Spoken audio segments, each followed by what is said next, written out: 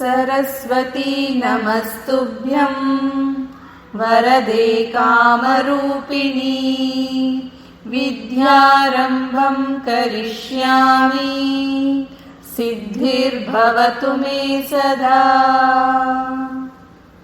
ಮಕ್ಕಳೇ, ಈ ಶ್ಲೋಕದಲ್ಲಿ ನಾವು ಸರಸ್ವತಿ ದೇವಿಗೆ ಪ್ರಾರ್ಥನೆ ಮಾಡ್ಕೋತಾ ಇದ್ದೀವಿ.